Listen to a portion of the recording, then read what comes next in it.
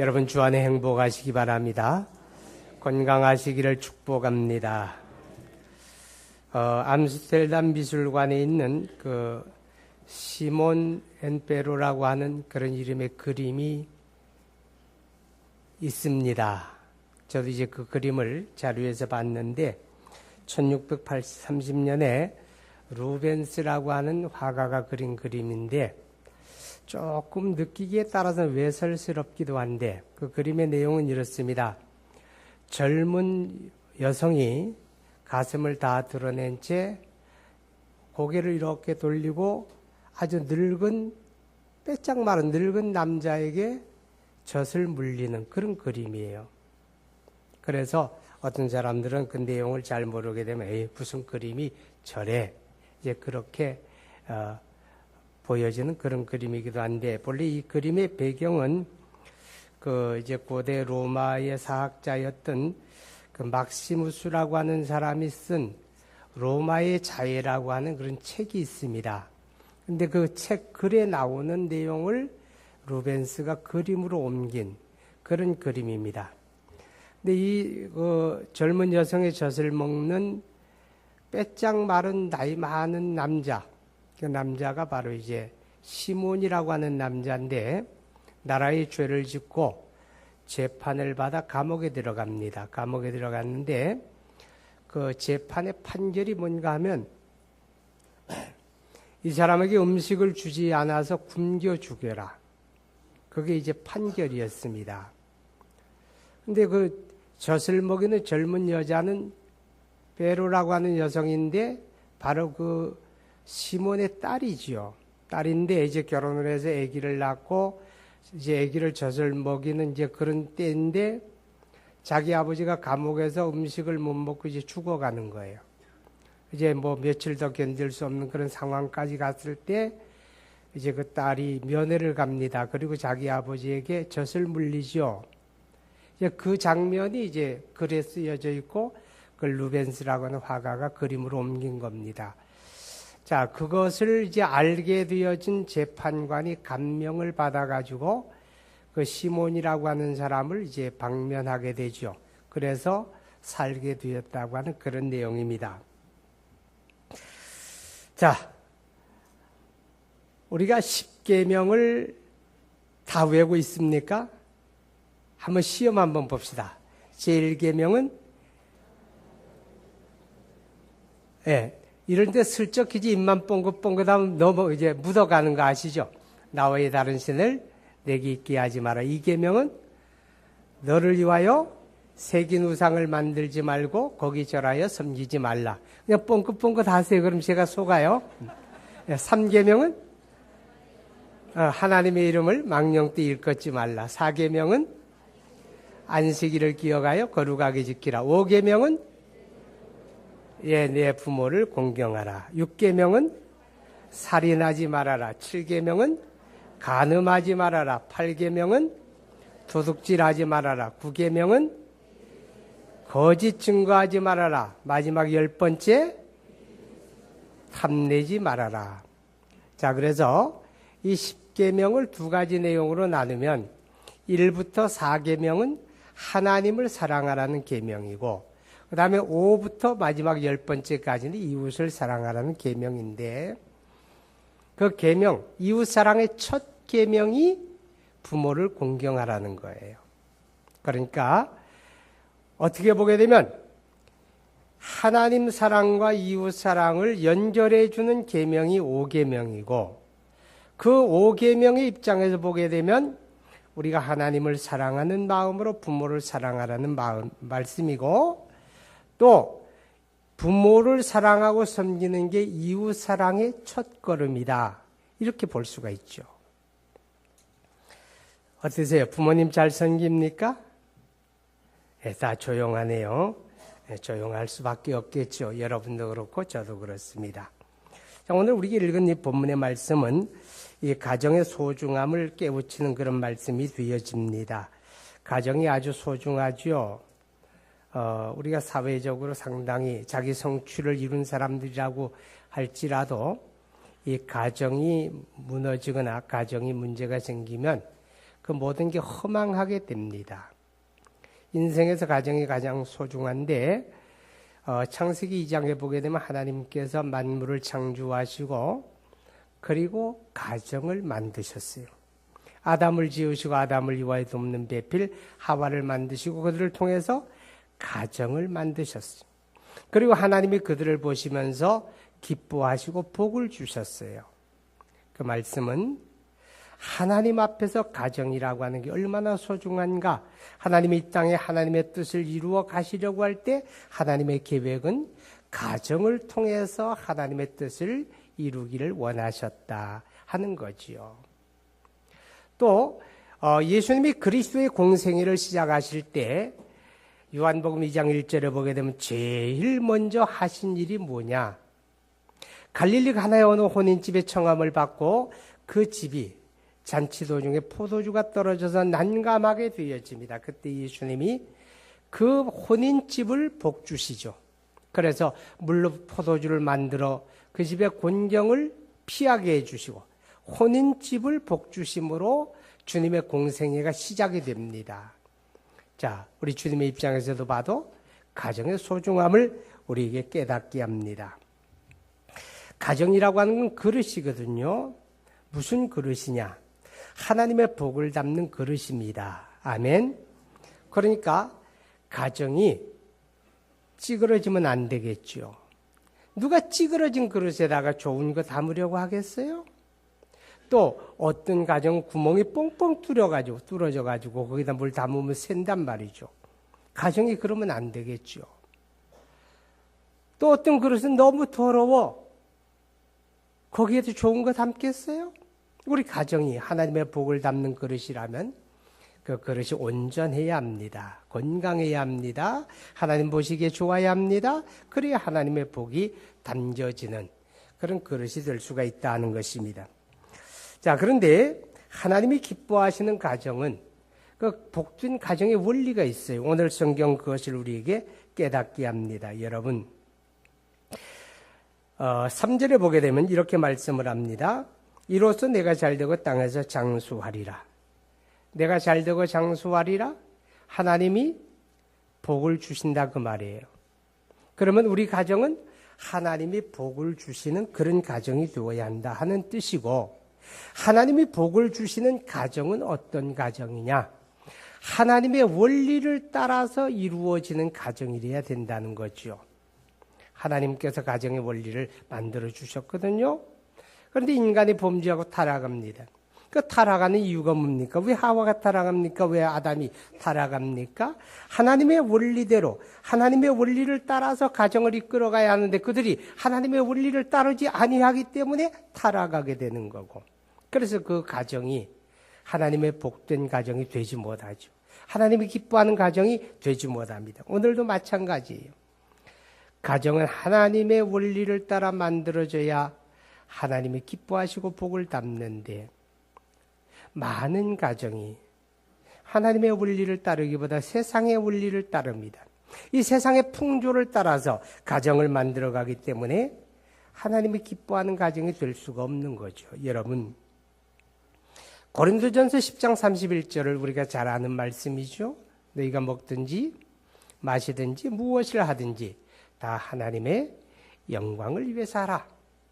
그리스도인의 삶, 그리스도 예수를 믿고 구원받은 하나님의 사람들은 이 땅에서 살아갈 때에 어디에서 어떤 일을 하며 살지라도 목적은 다 같다는 거예요. 직장에서 우리 직장 생활을 할지라도 우리의 목적은 하나님의 영광을 드러내는 겁니다. 우리가 사업을 하고 장사를 하고 할 때에도 우리의 목적은 하나님의 영광을 드러내는 겁니다. 가정도 마찬가지죠. 우리 가정이 하나님의 영광을 드러내는 것, 이것이 바로 구원받은 하나님의 사람들이 살아가는 목적이고, 우리 가정에서 하나님의 영광이 드러나야 돼요. 그래야 하나님이 기뻐하시고 복을 주신다는 거죠. 그럼 우리 가정이 하나님의 영광을 드러내는 게 뭐예요? 하나님의 원리를 따르면 그것은 가정에 빛이 있는 거예요. 가정에서 그리스도의 향기가 있는 거죠. 향기가 있고 빛이 있으면 하나님의 영광 받죠. 반대로 가정이 예수 믿는 믿음의 사람이라고 들어가는 대문에 화평교회 딱지는 붙었는데 맨날 싸워. 윗집, 아랫집, 옆집, 앞집. 시끄러워 못 살겠어. 와, 저 집은 이사도 안 가나? 그런다면 그 집에는 예수의 향기가 없는 거예요. 악취가 진동하는 거예요. 여러분, 악취가 진동해봐요. 파리는요, 향기로운 꽃을 찾아가잖아요. 그렇죠? 아니구나. 예, 벌은 향기로운 꽃을 찾아가요. 파리는 악취 나는데, 더러운데, 냄새 나는데 찾아가요. 하나님의 천사는 향기로운 곳에 갑니다. 그럼 더러운 귀신은 더럽고 악한 곳을 찾아갑니다. 여러분의 가정에 귀신이 찾아가면 좋겠어요? 하나님의 천사가 내방하면 좋겠어요? 묻는 사람이 이상하지요. 그러려면 우리 가정에 향기가 있어야 돼요. 빛이 있어야 되죠. 할렐루야. 그러려면 우리가 이 복된 가정의 원리를 따라 살아야 돼요. 자, 오늘 성경 우리에게 그걸 가르칩니다. 자, 그 원리 첫째가 뭐냐? 자녀들아, 주 안에서 너희 부모에게 순종하라. 이것이 옳으니라. 내 아버지 어머니를 공경하라. 이것은 약속 있는 첫 계명이니. 아멘. 무슨 말이에요? 자, 복된 가정의 원리 첫째, 부모님 소중하게 여겨라. 아멘. 부모님 소중하게 여기라. 이것은 무엇과 같은가 하면 가정에서 뿌리를 가꾸는 나무, 나무에서 뿌리를 가꾸는 것과 같은 거예요. 나무가 잘 되려면 뿌리가 잘 돼야 돼요. 그죠? 뿌리가 잘못되고 뿌리가 병들어서 뿌리가 드러났어. 그럼 나무가 말라 죽어요. 지난 여름에 비바람이 불고 홍수가 나고 그래요. 그러면 더러 나무가 벌레덩벌레덩 넘어져요. 넘어진 나무 보세요. 뿌리가 그냥 드러나 버리고만. 그런 나무는 오래 가지 못해요. 말라 죽는다 그 말이죠. 뿌리가 잘 가꾸어져야 그래야 나무가 싱싱해서 잘 자라고 시절을 쫓아 열매를 맺잖아요. 가정도 마찬가지죠. 가정이 부모님을 소중하게 여기는 건 뿌리를 가꾸는 거예요. 오늘 내가 여기 존재한다는 건 누가 있었기 때문에, 누가 있었기 때문에, 여러분이 존재하는 건 누가 있었기 때문에, 부모님이 계셨으니까 여러분이 존재하는 거 아니에요. 그렇죠? 그러니까 어떤 의미에서 부모님은 바로 뿌리고, 부모님을 소중하게 여기라고 하는 말은 뿌리를 잘 가꾸라 그 말이죠. 뿌리에 거름도 주고 뿌리를 보호하고 뿌리를 잘 가꾸면 나무가 건강하고 튼튼한 그런 나무로 자라는 것과 같습니다. 자, 부모를 소중하게 여기는 것 두 가지 얘기했어요. 오늘 성경에. 하나는 순종하라 그랬습니다. 순종하라. 여러분, 이 순종하라고 하는 말은 부모님의 권위를 존중하라 그 말이죠. 부모님의 권위. 젊을 때는 부모님이 젊고 힘이 있을 때는 자녀들이 잘 따라요. 그렇죠? 순종도 잘해요. 보편적으로. 근데 이제 문제는 이제 부모님의 연세가 높아지게 되고 이제 신체적으로도 기능이 떨어져 가지고 걸음도 이제 좀 기우뚱기우뚱해져. 눈도 침침해서 잘 안 보여. 귀도 좀 어두워.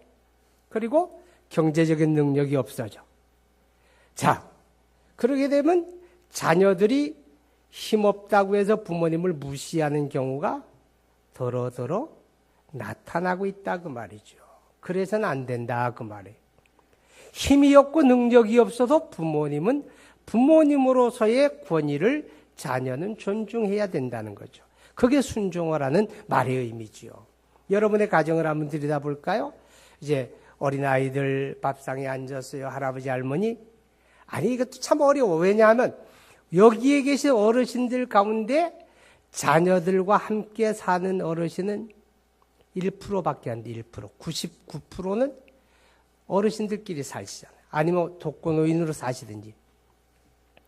그런데 혹시라도 어르신들이 어떤 뭐 일에 참여를 하거나 의견을 내거나 뭘 물어보게 되면 잘 설명드리면 되잖아요. 그죠? 이건 이렇고 저건 저렇고. 그렇습니다. 어머니 들으셨죠? 이해가 됩니까? 그럼 될 거 아니에요. 그죠? 그런데 보통 이래요. 어머니, 가만히 계세요. 아니, 제가 말씀드리면 알겠어요? 그냥 계세요. 이거 무시하는 겁니다. 존재감을 인정하지 않는 거죠. 그러니까 부모님께 순종하라고 하는 말은 부모님의 권위를 존중하라 그 말이죠. 여러분, 우리가 성경에 보게 되면 아브라함이 그 아들 야곱을 축복하죠. 아멘? 우리 교인들의 성경 실력이 대단해. 아브라함이 그 아들 이삭을 축복해요. 그죠? 또 이삭이 그 아들 야곱을 축복해요. 야곱이 그 아들 요셉을 축복하고 그 손주들을 축복해요. 자, 이게 무슨 원리일까? 왜 아버지가 아들을 축복할까? 여러분, 이게 하나님의 창조 원리예요. 이게 하나님의 영적인 질서다 그 말이죠. 다시 말하면 아버지는 그 가정의 대표로서 자녀들을 축복하는 권세가 있다 그 말이에요. 아멘. 그럼 아버지가 하나님의 원리에 따라 자식을 축복하는 권세가 있는 거예요. 그러니까 크리스찬들의 가정에서는 그 부모님의 권위를 무시하면 안 돼. 그건 하나님의 복을 받지 못하는 어리석은 행동이다라고 하는 거죠. 그런데 이 부모님에게 순종하라 하는 말씀 속에는 하나의 전제가 있습니다. 그 전제가 뭔가 하면 부모는 자식을 사랑한다는 전제예요. 그죠? 부모는 자식을 사랑하기 때문에 그래서 부모가 자식에게 무슨 말을 할지라도 그거는 자식을 사랑해서 하는 말이에요. 그렇죠? 자식을 사랑해서 하는 말이에요. 자식 잘못되라고 하는 말이 아니죠. 당연히 부모는 자식을 사랑하기 때문에 부모에게 순종하라 이렇게 돼 있는 거예요. 그런데 그 전에 어떤 사람이 강아지를 키우는데 강아지가 크면 뭐가 돼요? 개가 되지. 근데 개가 새끼를 낳는데 세상에 애미가 새끼를 물어 죽였대. 그런 얘기 제가 들었어요. 그건 무슨 개? 미친 개. 미친 개. 새끼 잡아먹는 개는 미친 개. 부모는 자식을 당연히 사랑하기 때문에 순종하라 그러는데 이 세월이 미쳐서 그런지 사람이 미쳐서 그런지 가끔 들어보면 자식을 당연히 사랑해야 하는데 사랑하지 않는 부모가 있더라고. 어린 자식이 귀찮다고 해서 살해해가지고 저수지에 던진 엄마가 있는가 하면 얼마 전에 어떤 보도에 보니까 젊은 아빠가 30대 아빠가 야, 나 이거 가끔 물어보고 싶어. 이제 야래도 결혼식이 다음 주에 있는데 그 결혼식 할 때 물어보고 싶어. 너 장가 갈 준비 됐니? 너 시집 갈 준비 됐니? 이거 한번 물어보고 싶어. 그리고 결혼식 주례를 해야 되겠어. 이 준비도 안 된 것들이 시집 가고 장가 가가지고 망나니 짓을 한단 말이죠. 이 아빠가, 젊은 아빠가 인터넷 게임에 빠진 거예요. 그래, 하루 종일 집에서 컴퓨터 켜놓고 인터넷 게임만 하는데 아내가 진공 청소기 가지고 청소기 돌리니까 시끄럽고 귀찮으니까 청소기 빼들어가지고 자기가 청소하는 게 아니라 자기 부인을 청소기로 두들겨 팼대. 미쳤지. 제정신 아니지. 또 게임을 하고 있는데 애가 앵하고 울으니까 그거 귀찮다고 5살 난 아들을 데려다 놓고 손을 펴라 그러놓고 10kg짜리 아령, 자기 운동기구 아령 가지고 아들 5살짜리 아들 손등을 찍었대. 미쳤지. 이런 미친놈한테도 순종을 하는 건 아니야. 부모는 자식을 당연히 사랑하기 때문에 부모에게 순종하려는 것이, 부모가 나쁜 짓하고 죄 짓는 일에도 순종해라. 그건 아니다 그 말이죠. 자, 어쨌든 부모님에게 순종하라 하는 말은 부모님의 권위를 존중해라. 그것이 복받는 길이다. 아멘. 그리고 또 2절에 보니까 아버지 어머니를 공경하라 그랬어요. 자, 공경하는 것 중에 첫째도 순종이에요. 그리고 공경해야 하는 것 가운데 젊은 부모님들은 능력 있으니까 공경하지 말래도 공경을 해. 제 말이 이해가 가는 분들이 여기 이제 중노인들은 아실 거야.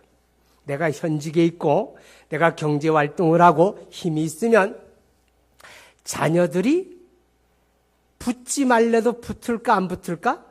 붙어. 가까이 와. 가까이 와. 자꾸 그래. 그죠? 근데 가끔 그런 생각에 내가 현직에 은퇴를 하고 이제 늙어 힘도 없고 경제력도 없어지고 그러게 되면 그때도 이것들이 나한테 저렇게 가까이 하려고 할까? 내가 지금 대놓고 물으면 당연히 그렇다고 그럴 거야. 그건 그때 가봐야 알아. 지금의 마음은 진실이지만 그때 가보면 달라질 수 있다 그 말이죠. 우리 어르신들이 상당히 많아요. 여기 계신 어르신들 많이 계신 게 아니라 오늘 여기 오지 못하신 우리 홍건생 할아버지도 집 앞에서 넘어지셔가지고 여기 뒤에가 이제 한몰이 되었다 그래가 지금 중환자실에 가셨는데 오늘 내일 고비라고 아까 제가 얘기 들었어요. 어르신들이 되게 되면 이 어르신들은 다 어떤 분들인가 하면 그 젊은 시절에 자식 하나 잘 되는 보람으로 살아온 분들이잖아요. 그죠? 그러니까 자식 잘 되는 걸 위해서 올인한 거야. 잘 먹이고 잘 가르치려고 참 총력 투자를 했지 뭐. 그러다 보니 자기 노후를 준비하지 못했어. 어느새 세월이 가고 내가 늙어지고 나니까 생활 노후 준비가 안 되다 보니까 우리 어르신들 가운데 90%의 어르신들이 생활이 곤궁해요. 그중에 한 50%의 어르신들은 너무 곤궁해. 자녀가 없는 거 아닌데. 근데 또 자식들의 입장에서 보게 되면 또 이해가 전혀 안 가는 건 아니에요. 왜냐하면 요즘에 젊은 자녀들이 또 살아가는 게 이게 또 만만치가 않아. 애들을 낳아가지고 이것도 가르치고 키우려니 이게 또 돈이 엄청 드는 거야. 너무너무 고비용 지출이 너무 크다 보니까. 또 젊은 날에 좀 모아가지고 집이라도 하나 장만하려니 알뜰살뜰 살아야 돼. 그러다 보니까 젊은 사람들도 생활에 여유가 없어요.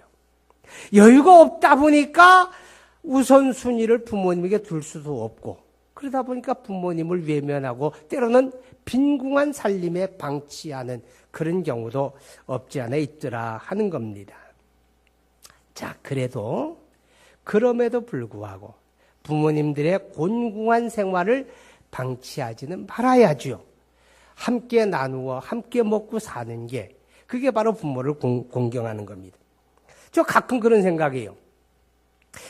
부모를 잘 공경하는 자식은 부모님의 체면 좀 살려주는 거 아닌가. 체면. 부모 체면 뭘까요? 여러 가지 많은 게 있어. 자, 그중에 이제 부모는 자식 체면을 굉장히 중요하게 여기더라고.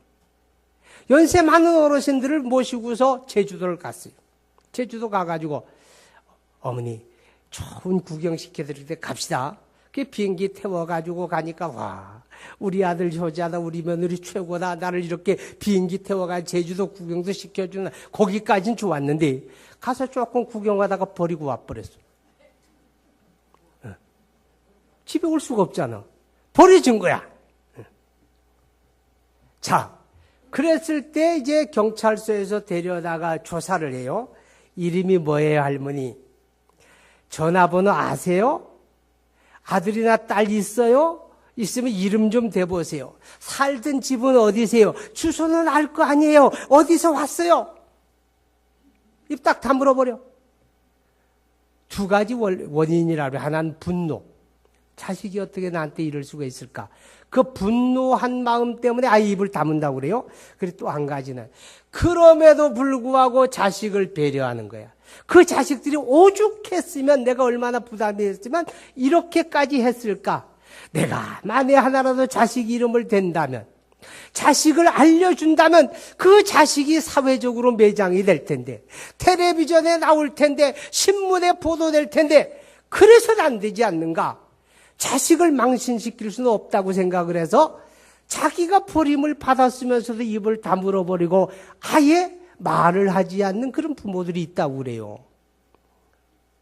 여기 계신 분들은 자기가 그런 꼴을 안 당해서 지금 이해를 잘 못할 거야.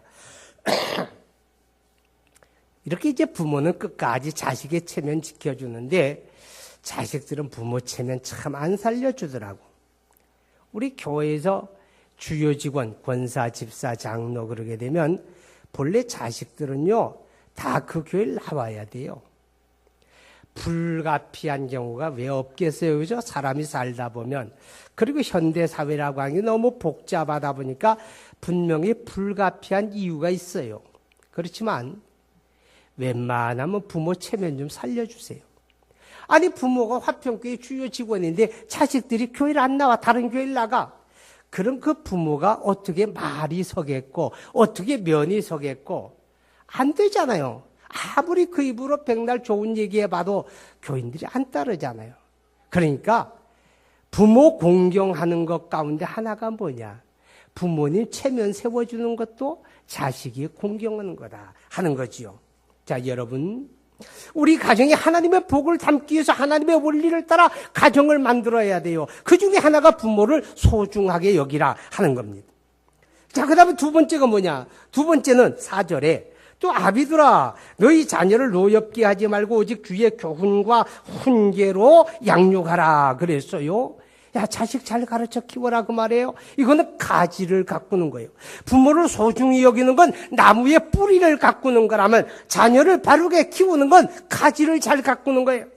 뿌리를 잘 가꾸고 가지를 잘 가꿔야 나무가 아름다운 나무가 되고 열매가 주렁주렁 맺는 그런 나무가 되잖아요. 할렐루야. 그러니까 우리 가정이 뿌리도 잘 가꾸고 가지도 잘 가꿔야 돼요. 그런데 제가 가끔 어르신들을 보게 되면 그런 생각 들어. 인생의 보람 중에 하나가 뭐냐? 자식이구나. 왜냐하면 어르신들 만나면 자랑거리는 오직 자식 자랑밖에 없어. 우리 자식이 어떻고 우리 아들이 어떻고 며느리가 어떻고 딸이 어떻고 미국에 있는 딸이 어쩌고 저쩌고 얘기를 하면요. 괜히 자기는 자존심 상해 자기는 내세울 게 없어. 그러면요. 뻥쳐요. 우리 딸도 마음속에서 지금 그림을 그리는 거야. 실제 하지도 않는데 우리 딸은 어디서 뭐하고 뭐해 먹고 살고 날마다 나한테 어떻게 해주고 막 그러시더라고. 지기 싫어서. 자존심 상해서 그러는 거야. 제가 그 이야기 들으면서 뭘 느끼는가 하면 자식은 인생의 보람이로구나. 인생의 보람이 자식인데 자식이 잘 돼야지요. 아멘. 이 아멘 하는 분들은 다 잘 될 거야. 자식이 잘 되시기 바랍니다. 자, 그런데 자식이 잘 된다고 하는 게 세상적인 기준을 이야기하는 거 아니에요. 자녀가 잘 된다고 하는 게 뭐냐? 자녀가 잘 된다고 하는 거 오늘 성경이 이렇게 말해요. 주의 교훈과 훈계로 양육하라. 이 주의 교훈과 훈계로 양육하라는 게 두 가지 의미가 있어요. 하나는 자식에게 반드시 신앙을 전수하라 그 말이에요. 아멘. 하나님 아는 자녀를 삼아라. 하나님 아는 자녀, 예수 믿고 구원받은 하나님 아는 자녀, 신앙을 잘 전수해야 돼요. 부모가 신앙이 좋다는 말은 결국 열매를 보고 그 나무를 안다 그랬으니 자녀들에게 하나님의 신앙이 잘 전수가 되어서 부모님이 섬기던 그 자리에 그 자녀들이 있고 부모님이 섬기던 그 자리에 그 자녀들이 또 봉사하고 섬기고 사랑하고 그게 자녀가 하나님의 신앙을 잘 전수하는 자녀가 잘 되는 겁니다. 그리고 자녀가 잘 된다고 하는 것은 사람됨을 가르치는 의미가 있어요. 그래서 주의 교훈과 훈계로 양육하라 하는 말은 사람됨을 가르쳐라. 사람됨이 뭐냐? 두 가지. 하나는 부모를 존중할 줄 알고, 아멘. 그리고 이웃 사랑할 줄 알고. 이게 사람됨이에요. 사람이 부모 알지 못하면 사람됨이 없는 거예요. 이웃 사랑하지 않으면 그래서 자기밖에 모르는 이기주의 인간, 그 사람 같지 않은 인간이죠. 자, 여러분 성경 한번 보세요. 디모데전서 5장 4절입니다.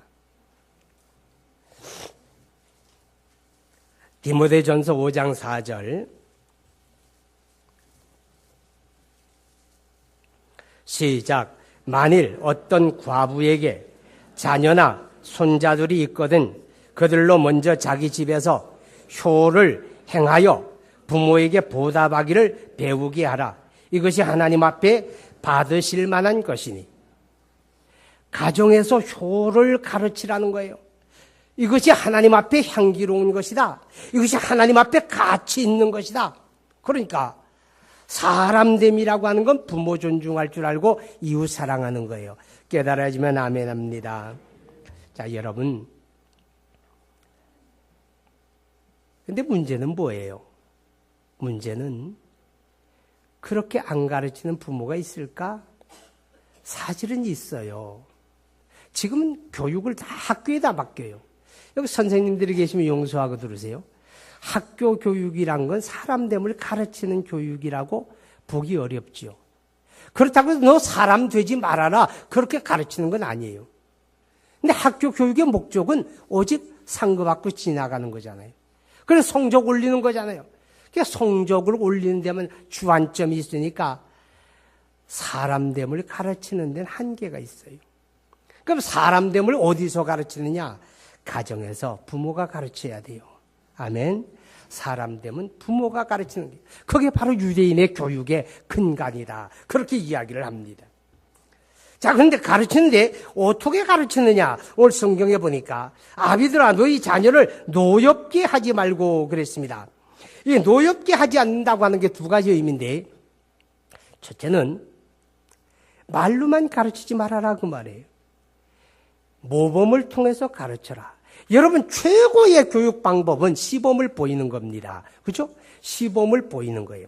예수님께서 천국 복음을 가르치실 때 많은 사람들이 예수님의 가르침을 들으면서 깜짝 놀래요. 놀라워해요. 왜냐하면 바리새인이나 서기관이나 이 사람들이 가르치는 것은 입으로만 가르치고 자기는 행하질 않아요. 그런데 예수님의 가르침은 그가 행하는 것을 가르치고 그가 가르치는 것을 그대로 행하시니까 예수님의 가르침은 사람들이 듣고 놀라는 거예요.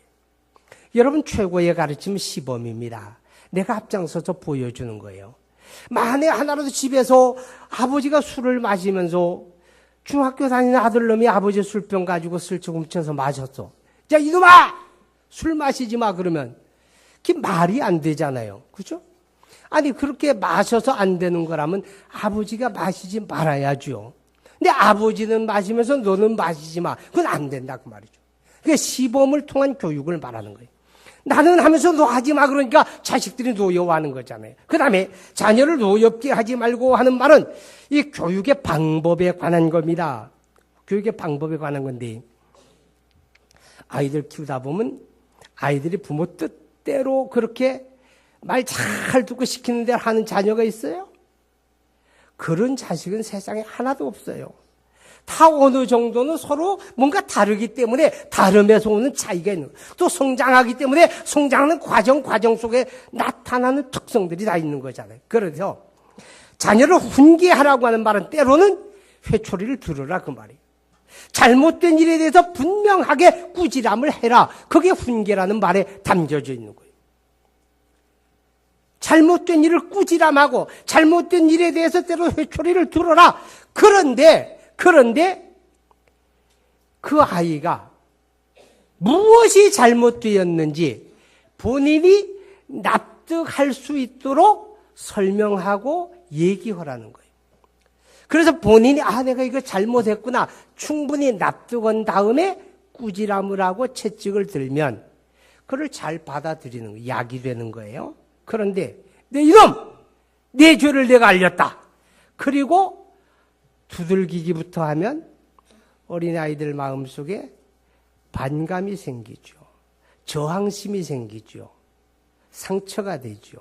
그래서 그렇게 하지 말아라 그 말이에요. 그건 효과가 없다는 거죠. 그래서 반드시 납득하고 수긍하도록 한 다음에 타이르든지 꾸지람하든지 채찍을 들든지 그렇게 해야 효과가 있다. 그런 말입니다. 자, 여러분의 가정이 하나님의 복을 담는 그런 좋은 그릇으로 가꾸어지기 바랍니다. 그래서 부모를 존중하고 자식을 잘 가르치는 게 하나님의 원리인데, 아니 몰라서 못합니까? 다 좋은 건 아는데 그게 뜻대로 되더냐고요. 그게 마음 먹은 것처럼 되더냐고. 어렵죠. 현실이 어려워요. 우리 사회 풍조가 그렇지 아니하기 때문에 사실 그렇게 산다는 게 그게 간단한 문제가 아니에요. 그러나 성경은 우리가 할 수 없는 일을 하라고 하는 거 아니에요. 우리가 해야 될 일이고 할 수 있기 때문에 하라고 하는 거죠. 어떻게 할 수 있습니까?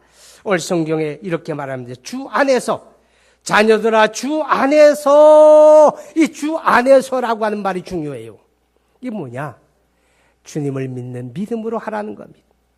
내 감정과 내 생각과 내 의지로 할 수 없는데 그리스도 예수를 주로 믿는 믿음 안에서.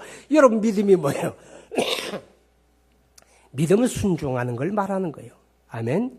순종하는, 하나님의 뜻이기 때문에 순종하는 거예요. 바로 주 안에서라. 믿음으로 감당해라. 내가 믿음으로 감당하려면 나 자신이 믿음에 서기를 노력해야 돼. 내가 믿음에 세워지지 않는데 어떻게 믿음으로 감당합니까? 여러분 자신이 믿음의 뿌리 깊게 내리시고 믿음에 튼튼하게 세워지면 그 믿음으로 주님의 뜻 앞에 순종하게 되고 하나님의 말씀을 감당할 수가 있다라고 하는 거 기억하시기 바랍니다. 감당이 안 됩니까? 감당이 안 되면 그래서 하나님 앞에 기도해야 합니다. 하나님, 왜 이게 감당이 안 됩니까? 하나님 감당할 수 있는 은혜를 달라고 우리가 기도해야 합니다. 하나님의 말씀은 우리가 순종해야 될 목표라면, 우리 건강하고 행복한 가정을 이루기 원하는 목표가 있다면 우리 하나님 앞에 은혜를 구하고 기도하며 간구할 때 우리의 믿음이 세워지게 되고 우리가 믿음으로 감당하게 될 줄로 믿습니다. 우리 함께 기도합니다. 여러분의 가정이 하나님의 복을 담는 그릇 되기 원합니다. 하나님이 우리 가정을 보시면서 보시기에 좋았더라 말씀하실런지, 아니면 하나님이 얼굴을 찌푸리시고 기분 나빠하실런지, 부모님을 존중합니까? 자식을 바르게 가르칩니까?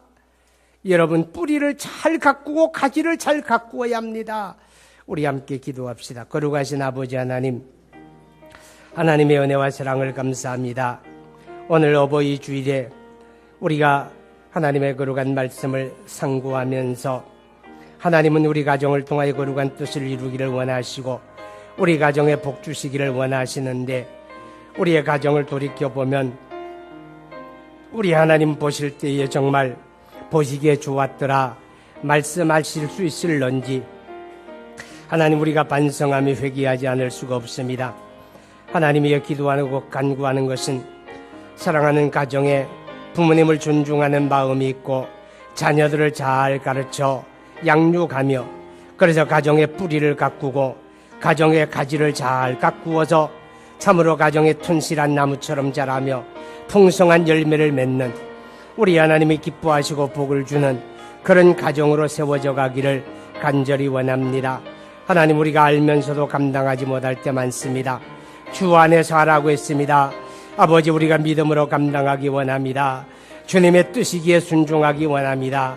하나님 아버지, 감당하는 데 불편함이 있고 연약함이 있다면 우리가 하나님 앞에 기도하며 주의 은혜를 간구하는 하나님의 권속들 되게 하시고 반드시 그런 가정으로 세워져 가며 하나님의 은혜와 복으로 참으로 아름다운 가정을 이끌 수 있도록 은혜 주시기를 간절히 원하고 예수님 이름으로 기도하옵나이다. 아멘.